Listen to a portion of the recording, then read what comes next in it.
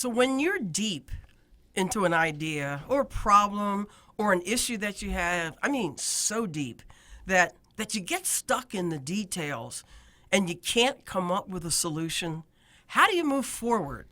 And how do you kind of unlock your brain? Well, I invited Renee Canali, who is a coaching colleague of mine and a friend, and a member of my Idea Mind team, mastermind group. So I invited her to share a technique that she uses to help her clients unlock their possibilities and to get unstuck so that they can come up with their insights and their solutions so that might help you do the same thing. So Renee, welcome. Thank you, Sylvia. It's really fun to be here today. So, and I love having conversations with you anyway. And so this is not an interview, this is a conversation. And really, so the conversation is, because you're about helping people get unstuck. How do you get unstuck after, when you're so deep into the stuff? Well, it might help to define what we mean by stuck. And for me, and working with my colleagues and clients, what I find that people use to describe stuck is that they're confused, that they're unable to make a decision. It's not that they don't know things. It's not that they need more information. They just don't know how to decide. And so it's counterintuitive what you do. Most of us keep struggling with, well, how am I going to solve this? I need to go get more information. How do I need to solve this? I better just hunker down and work hard. Or we sit there and go, oh gosh, okay, I got to get this. I got to come up with a solution. Oh, okay, I've got to come up with a solution. And it gets more and more stuck. Absolutely. Or you get distracted, or you allow yourself to be distracted because you're trying to resolve the problem, but the only thing that does is keep you in that I have to resolve the problem. I'm distracting myself. Okay, so you do what's counterintuitive. You play. You play. You bring that sense of curiosity back in to whatever it is, that place that you are stuck, what you're thinking and what you're doing. Instead of thinking and doing about what you're thinking and doing, play. It's like, So I use imagination. And I encourage clients to use imagination when they're stuck. And one of the ways you can do that is to play the game of what if. So what if I did have the answer? What would I do next? Okay, so you don't have the answer, but what if I had the answer? Right. Okay. So what if the answer was so simple and clear that it's already here? What if I never found the answer? Yeah. That one sometimes is a really powerful one. When you ask yourself, what happens if I can't solve this problem? One of the things that happens when you do this and use this technique is that it activates different parts of your brain. Okay? Your subconscious brain, its job is to figure things out. It's a database. So when you say, so what if I can't solve the problem, your subconscious brain, unbeknownst to you, goes, I have to find an answer. I have to find an answer. But your conscious mind is not in that, oh my gosh, this is my business, this is my family, this is whatever the situation is, I have to do this. It's playing. It's relaxing so that the database can find the answer with you.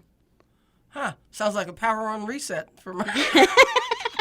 I mean, the visual as you're talking is that stupid little thing on my Microsoft computer that kind of goes, gotta find the answer, gotta find the answer, gotta find the answer. And then the screen goes blue and it says, back off. Exactly. When you force yourself into a situation where you're actually closing your mind down, you're not allowing the creativity to occur when you're trying so hard to find the answer. I mean, have you ever lost Yeah. your keys? Oh my gosh! And then you go looking and looking and looking, and you can't find it. Yep. And then as soon as you say, okay, fine, I'm just going to drive another car, or I'm going to leave the house unlocked, you find the keys in the door. Okay. You know, that kind of thing. So you really need to allow the conscious part of your brain that's trying too hard to just back off and just kind of get in that space of, so let me just be here and not think about it. Okay, so you're not saying necessarily be silly and play. You're just saying kind of rest your brain from that thought to shift it somewhat. Yes, and sometimes it is meaning to be silly and playful. Okay. If you're in business and you've got a problem that you're trying to solve, maybe you're putting a project together. You work with ideas. A lot of times you have, ideas that you're working with, and you can't quite get the one ingredient that puts it all together. Maybe being silly and playing is the exact thing you need to do. Draw pictures of, what you want to create. Or, I know in our mastermind group, we use the whiteboard. And we just write all over. We mind map, sometimes it's lists, and it doesn't matter. We use different colors and we laugh about it. And what do we get? Incredible results. Yeah. So, yeah, sometimes it's playing to be silly. So you do something called Let's Play that is kind of a little silly. Do you want to talk about that at all, or? Yes. No. Okay. Yes, Real actually. quick, yeah. Actually, I have an event called Let's Play. It's Play Day. And it's really getting people out of the normal routine and breaking patterns of behavior, putting them together, playing games that open up your mind. It's like categories or, what have you. I even invited my granddaughter the first time to help lead some games that she had learned. Guessing which emotion that people are supposed to, be personified, and they get clues from other people, and they have to guess which emotion that they were assigned by a sign on their back. And it brings out the creativity that we squash a lot of times, especially if you work in an environment where it's very structured. Awesome.